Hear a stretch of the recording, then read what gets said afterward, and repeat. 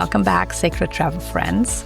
Today we have a super special episode that I am excited about because we are shortly going to be embarking on a Magdalene journey in the lands of France.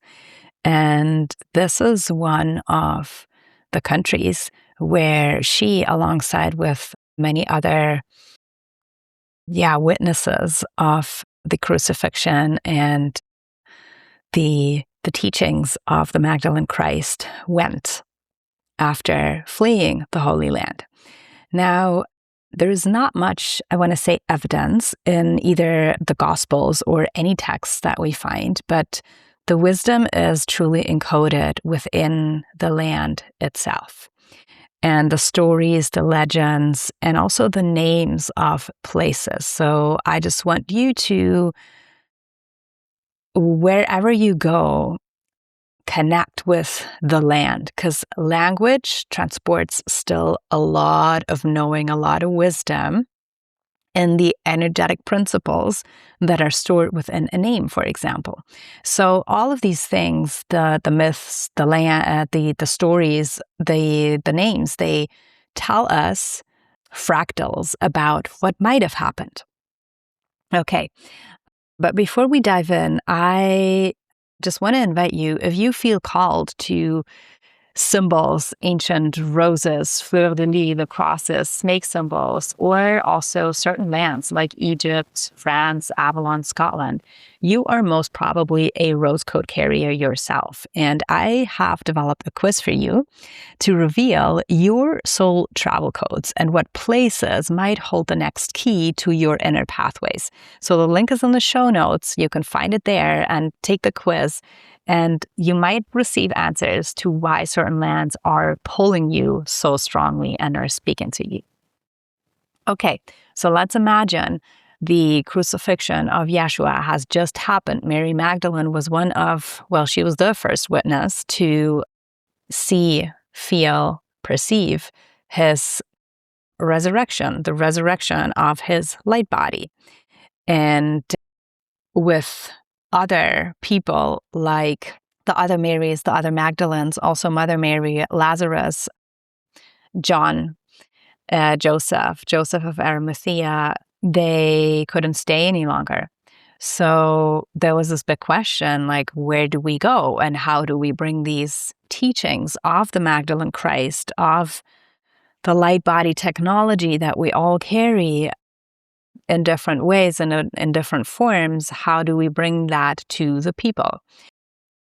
And I'm going to give you like a lensing that through my own studies and also through my own travels that I have come to know to be true, but you are more than warmly welcome to use your own discernment. Also, it might only be fractals of the truth, whereas the greater truth, we all know that it's not the ultimate truth, and it's always, wider and bigger. So if you have anything to add to that episode, I would love to receive your messages or comments below. Let's just go a little bit with Mother Mary and then focus on the other ones, because she is also like such an important figure in this whole, I like to call it play, actually. For her, it is most likely that she went to Ephesus, which is today in Turkey, and or also to Alexandria and the Lake Mareotis in Egypt, where there was this Essene congregation community with the 𝗕𝗓𝗄𝗕. And I talk about the 𝗕𝗓𝗄𝗕 in some of the other episodes because they are closely linked to the Magdalene Serpentine priestesses. And today, the therapeutic methods that we are using still today. And John the Apostle went with her. So he took over the role of the protector of the feminine, and in that case, of Mother Mary. So while there is that stream, there was a stream that was led by and through Mary Magdalene, Mary Salome, Mary Jacobi, so the three Marys, and also a community with Lazarus, Martha, Sarah Lacalis, or Sarah Tamar, which I personally believe was the daughter of Yeshua and Mary Magdalene, and also Joseph of Arimathea as the uncle of Yeshua. So personally, my understanding is that they also took a route via Egypt, maybe even like accompanying Mother Mary to Egypt, and then through the Mediterranean landed in what back then used to be called Gaul, which is France, modern day France.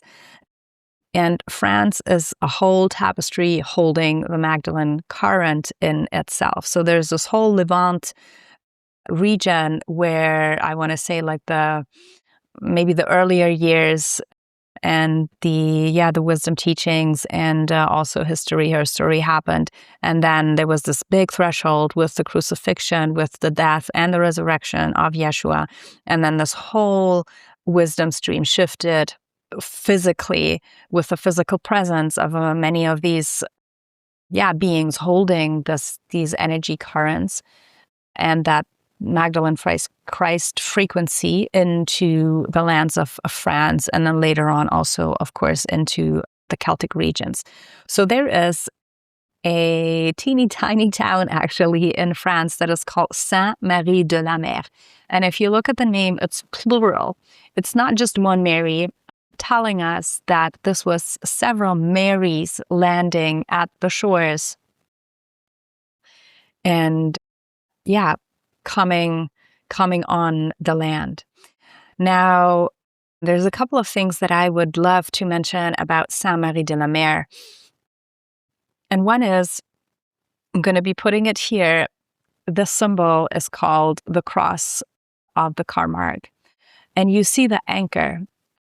And this anchor for me within my whole, practice and training within the Magdalene tradition, I really came to understand it as the anchor and the frequency holder of the triple flame of the Magdalene.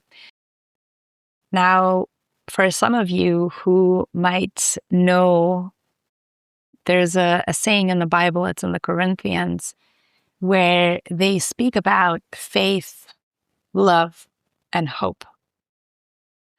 With love being the strongest emanation, the strongest emotion, the strongest sensation, the strongest energy. And if you look at the cross, this is exactly the representation of those three, and how we hold stargates of inner knowing, we hold chakras that are storing this oracular truth and this energetic wisdom in our body. So with the cross, the faith, the third eye, we believe, we see what is true. The love, the heart, with our heart and the high heart, where this rainbow light body, where the whole technology gets activated within us in the form or amplified through the energy of love and compassion and hope. And the hope that is that anchor that also is the womb space, it's the Grail sitting in our sacral, where we carry our dreams, we carry the hope that keeps us going even through the darkest times. And together they form the triple flame of the Magdalene. And we work with that very intensely in all of my containers and the Magdalene Reiki. But to me, this really came to be the representation in a symbol of the cross of the 𝗪. And so the center of town in Sainte-Marie-de-la-Mer is that church. And in the courtyard, you actually find exactly that symbol as a gateway of the faith, love, and hope into the church entry. And one of the interesting things in the church is it's a painting, I guess, or a picture, where you actually see how the Marys arrived to the shores. Now, the interesting thing is, in that exact painting, they are not coming in a boat, a physical, like literal boat via the ocean.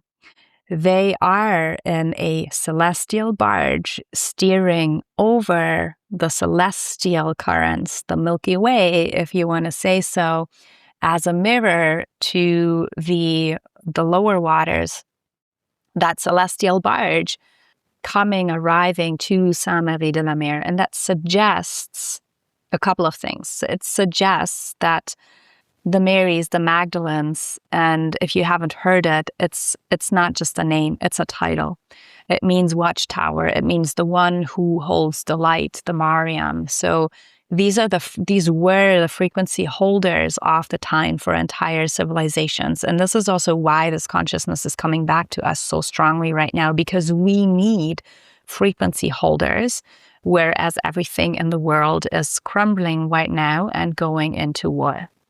So if you feel that this is you, you are definitely here to explore deeper the Magdalene current beyond tradition. There is a lot of teachings how the light is embodied, is stored within a technology, within an architecture, within our bodies, and how we use that to frame and direct energy to create not just our own personal lives, but there is a collective layer that comes in as well. So that suggests that these were the Mariams, the Marys, the Magdalenes were highly advanced beings that knew and had embodied, had mastered these kind of teachings that, by the way, were happening in the temples of Egypt and other temples in the Levant. But this is not what we're going to be talking about today. And it also suggests that they were able to walk the path of the stars. Interestingly, in the traditions of Egypt and also like going back to the Sumerians, we see these celestial barges a lot. And here we are in a town in Saintes-Maries-de-la-Mer in France, which you can still see today, where the Marys did that. So that's just an interesting, hint.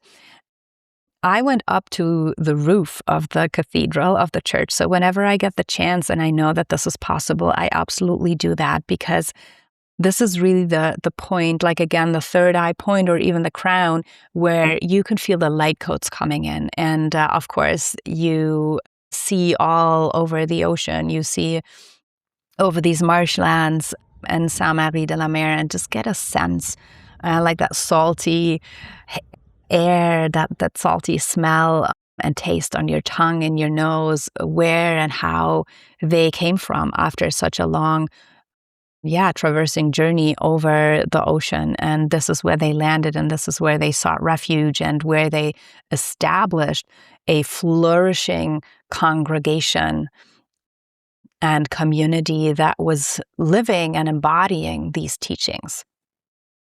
So another thing about this church is that this church is dedicated to Sarah Tamar, Sarah Lakali, Sarah, the child of Magdalene and Yeshua, and she is also the guardian and the goddess of the gypsies. So we actually we are in May right now, and Sarah Lakali Day is the 24th, 25th of May.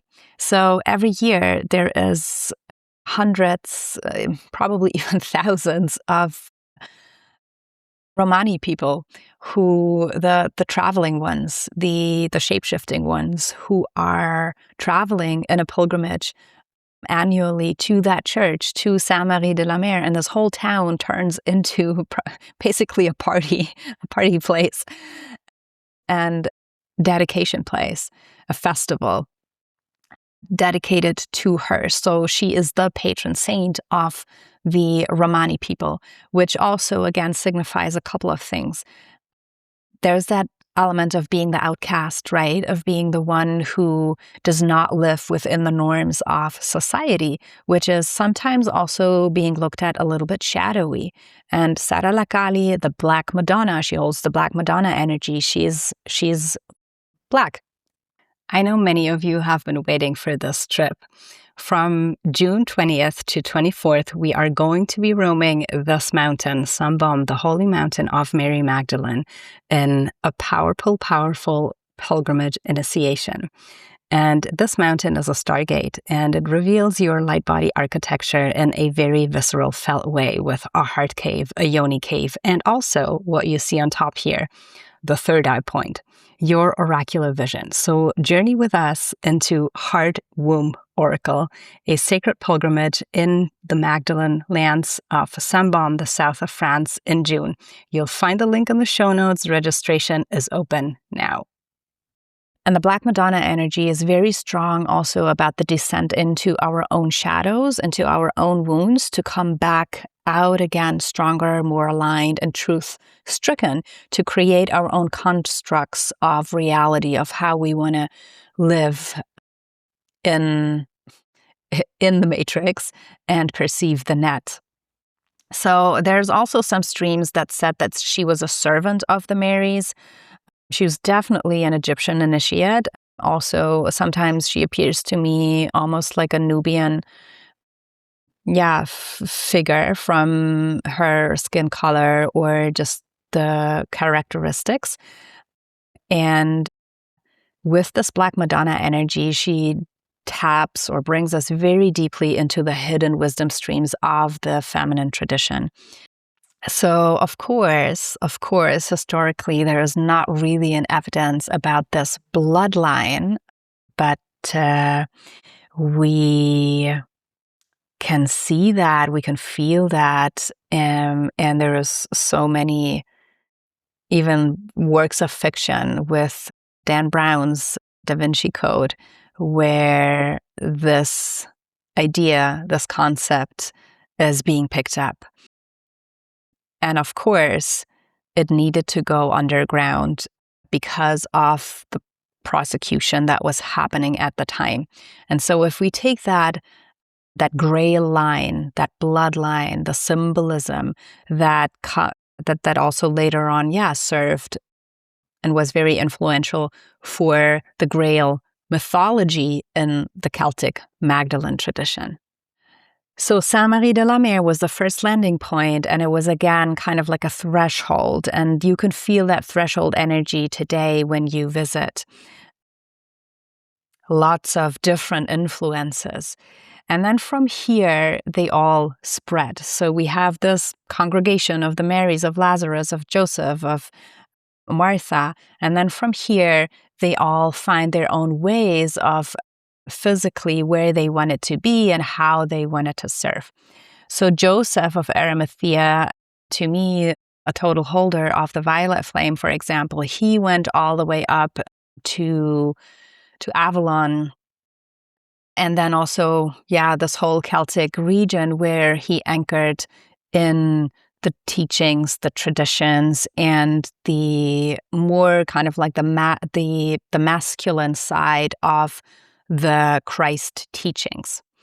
And then Lazarus went to Marseille, where also Mary Magdalene was very frequently, and that is again my personal understanding, my personal lensing, visiting him and also teaching with him. So there was a spot right by the sea where I could really literally feel them both like standing together and giving a speech, where he was giving a speech and she was like tending to the people. So Marseille, and this is something that not many people know, but when you visit and you feel the frequency of the city, holds a very, very strong Magdalene current. So there's 3 places that I want to speak into briefly with Marseille. And for those of you who want to come on the Magdalene Heart Womb Oracle pilgrimage with us in June, we start at Sainte-Baume. However, what I did this time is I am weaving in a pre-pilgrimage, if you want to say so, to anchor in the field. And we're going to start in Marseille. And there is these distinct sacred sites dedicated to the Magdalene wisdom stream that we're going to go to and that we're going to hold ceremony as much as this is possible, just to anchor in the field before we traverse onto Sainte-Baume, which is truly Mary Magdalene's holy mountain and a stargate. So, okay, we are in Marseille. And in Marseille, I mean, you can't miss it. Specifically, when you fly in, there is the Notre-Dame-de-la-Garde on that hill, on that little mountaintop. And that basilica really dominates the city from above, because Marseille is a harbor city. It was always a naval city, right? And Notre Dame, so this specifically, like Notre Dame usually holds the energy of Mother Mary, but here you find all of it. And so she comes in as the protector of the sailors, as the protector for those who are crossing the sea, which of course the Magdalenes, the Marys, and the men that accompanied them, they were this.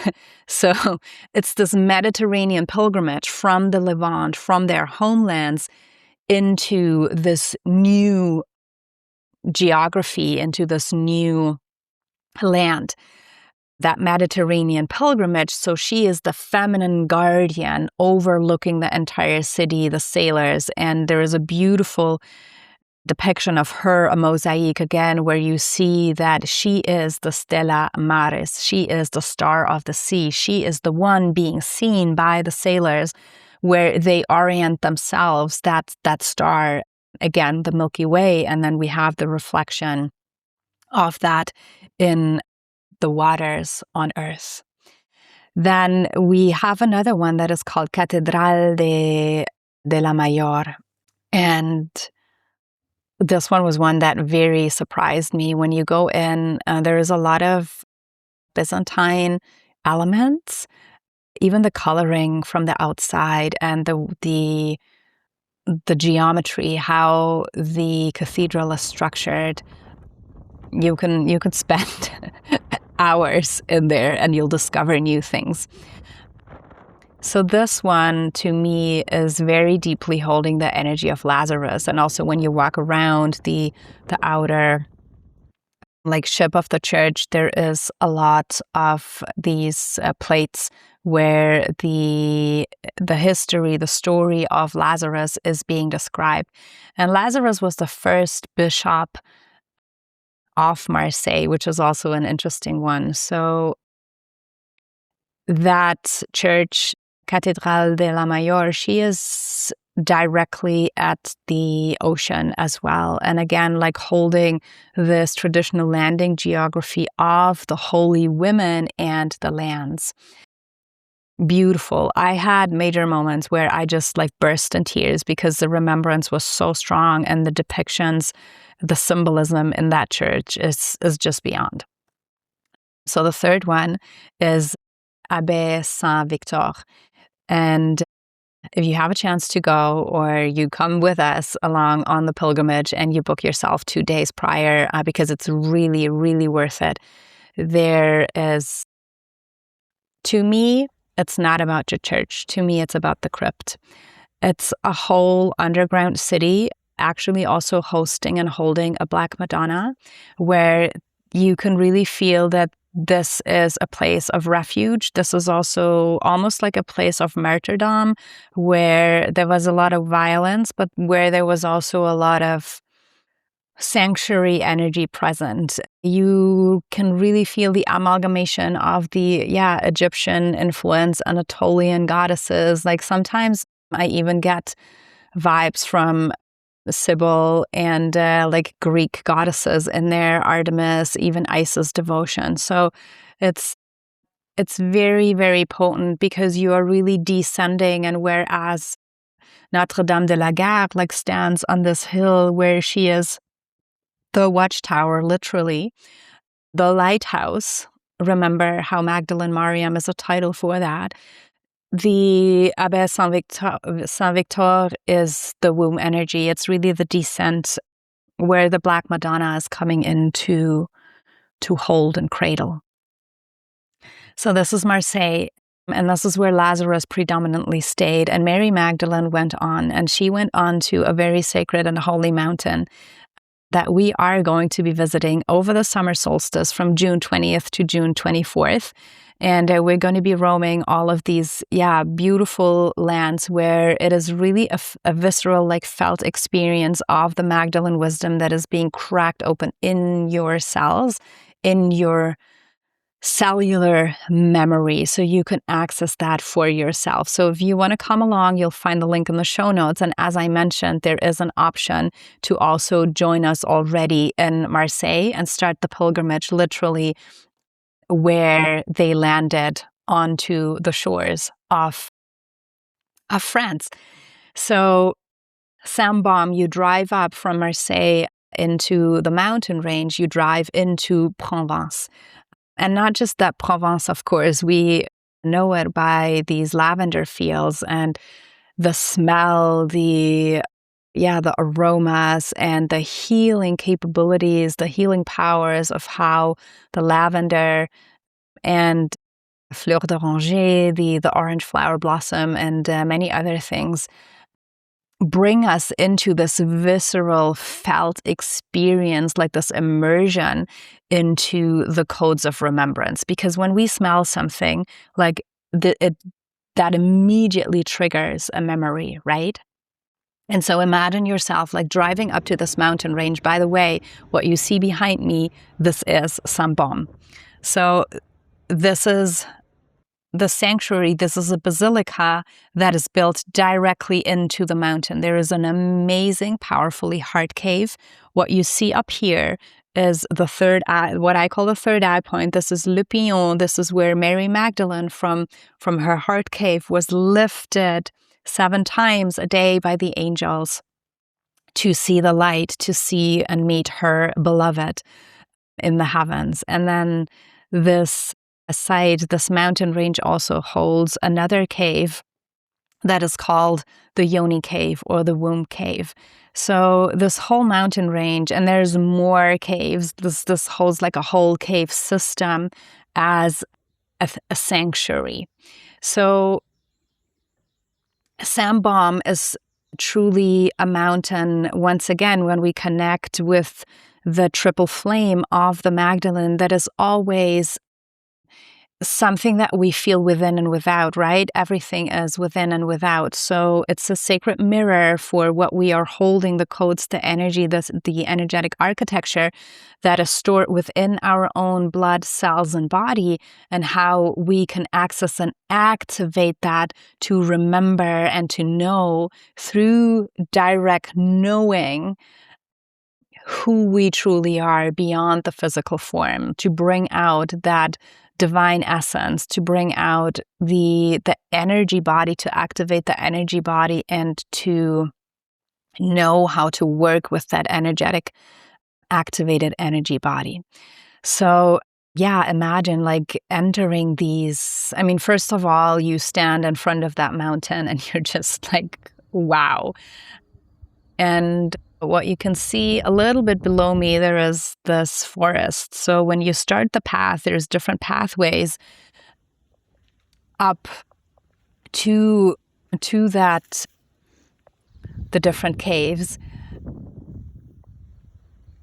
There is a forest, and the forest is completely and totally enchanted. Like every time I go, time dissolves, like time gets a whole different concept, and sometimes you can even get lost.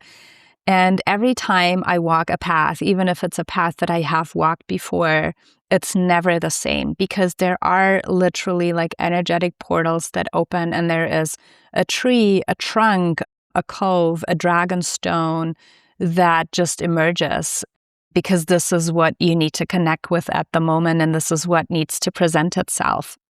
So a pilgrimage there is never anywhere, but also specifically there, it is never orchestrated, staged, or planned, because you cannot. Like things will literally, as soon as your mind kicks in too much, literally the whole geography, the forest, the mountain, the caves will change. So you'll receive the medicine, the sacred site medicine, at the moment that you need to receive. And that involves a lot of trust and surrender as well. Yeah, so we have the triple flame of the Magdalene that is a representation within, but it's also a representation by the caves of the mountain. This is a place that has been sought out by many, many kings and even queens. So they used it as a pilgrimage site. And this is, I'm saying this just to give a little bit of a significance as to like why or that there was an acknowledgement that let's call it the feminine, even if maybe the connection wasn't necessarily given to Mary Magdalene, although if you visit, you will see like the whole story is laid out very openly for those who have eyes to see and ears to hear. It is all, I want to say, like hidden in plain sight. It's all there. And it's for anyone who like carries the rose lineage very deeply inside.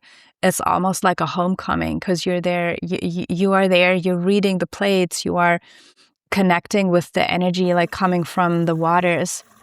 You're walking the path and you're like, how come this, what they talk about here, these teachings, this open knowing about who she truly was and how this is the current that runs through us is spoken about so openly, and how come this didn't make it into the Bible and how come nobody told us about that. So if that is something that calls to you deeply, I am warmly inviting you to check out the link in the show notes and join us for a June pilgrimage. It's truly, truly magnificent and very transformational on many levels. Close to Sainte-Baume, there is a place that is called Sainte-Maries-de-la-Mer, where we'll find a cathedral. We find her cathedral. And believe it or don't believe it, many places claim to have relics of saints. In Sainte-Maries-de-la-Mer, we would find Mary Magdalene's skull.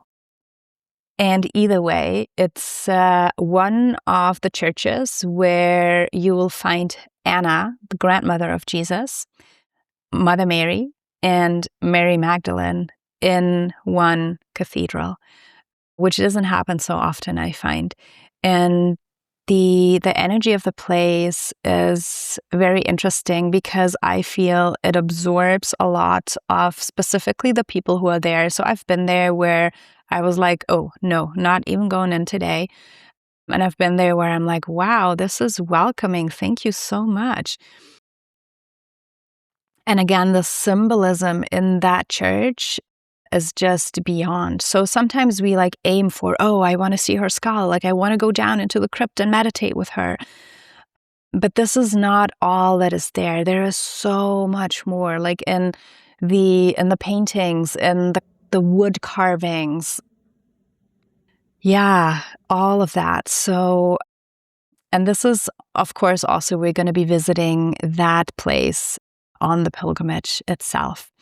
So this is Sainte-Baume, where Mary Magdalene lived her last years, where she lived in that cave, where she retrieved to really go inward and to know even more about herself, although she already was a master in many things. And this is also why this mountain is truly a stargate and a portal into your own oracular knowing of self. When we go inward, and this is what's represented like through this cave system as well, we shut down the influences from the outside. So we have the opportunity to really go within and retrieve what's already there. And so walking this path, it's about a teaching, but the teachings are inside. So what it is even more, it's a remembrance. It's a remembrance. And this is where she ascended. And last year, when I co-guided a group with my beautiful friend and sister Yana there, one of the things to me where I specifically like go into these Magdalene frequencies that activate body technology, one of the technologies that got activated for me big time was levitation. And how she was lifted 7 times by the angels from the heart cave up onto the mountain. And when you read the story, you're like, oh, okay, that's a story. But when you are there and you walk it and you feel it, there is a potential that cracks open in your body where you're like, excuse my language, fuck. This is actually possible. It's frequency. It's frequency technology. And even if you have no idea what all of this is, I just want to invite you to feel with your body. What does your body do when there is when all of a sudden things that you have been taught, concepts that you in your mind have understood, specifically when it's about something that it can't be done, it can't be true, like anything. This is not for me. When there is the potential that cracks open and that glass ceiling suddenly lifts, and you just know with the truth in your body and your bones that it is freaking possible. It is. I might not have figured out how, but it is. So take a situation in your life right now where you were limiting yourself, where you have a belief for yourself that something is not working out for you, that something is not accessible to you. And imagine going on a pilgrimage and experiencing that exactly that crack in the ceiling is going to break open, and you have the possibility to access that. And not only that, you have the possibility to live that as a full embodied truth in your life. And so what I'm saying is sometimes we have an idea of like why we are going on a pilgrimage, whereas the actual truth is and codes are being revealed while we walk the land. So this is Sainte-Baume, always good for many surprises. And just to like close the loop and close the arc, as I said, France is in itself a greater tapestry of Magdalene wisdom. There is a whole rose line, the whole also Paris meridian, par Isis meridian, that used to be the zero meridian before it was moved to Greenwich. I have an episode on that one too, that runs through major sacred sites in France that are all connected to the divine feminine.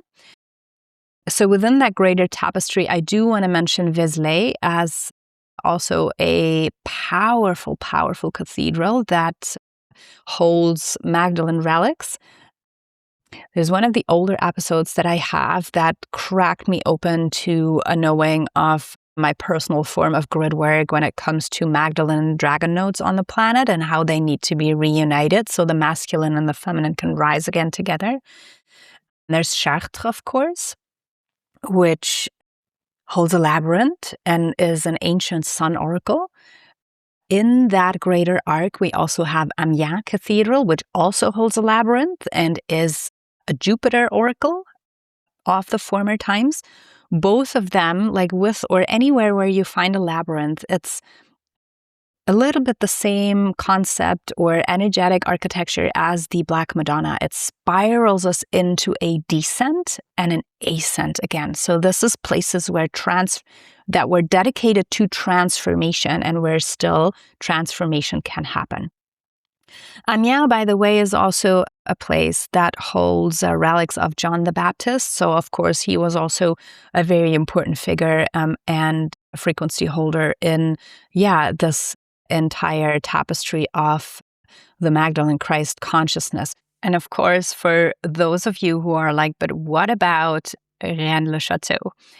And of course, this whole area that in itself is a living Grail pentagram landscape because it holds two pentagrams, the Mars and the Venusian pentagram, with all of the different castles, gorgeous caves, this entire system where the Cathars used to dwell and teach as descendants of the Magdalene Christ lineage and the teachings of the way of love, which is another very significant landscape and very deeply, deeply connected to the Magdalene and also Isis, basically divine feminine mysteries. And that is in the area around Toulouse, Carcassonne, with a center of Montségur and Rennes-le-Château at its very core. So with all of these places, we find the seedings and the seedlings within a lot of cathedrals and churches, because first of all, it's the power of the earth, but then also the energetic structure and architecture that was placed on top to preserve it. Okay, so let me know how this episode resonated with you. Let me know what were your aha moments, maybe some of the things that you take away from this episode. And if you have something to add, I would love to hear it. Please either send me a message or drop it in the comments below. And if you feel the call of the lands of France, specifically Sainte-Baume, then yeah, please join us on Heart-Womb Oracle Pilgrimage. Registration is open until the end of May, and you'll find the link in the show notes. Okay, I'm sending you much love, and as always, stay curious and seek out the extraordinary. Until next time.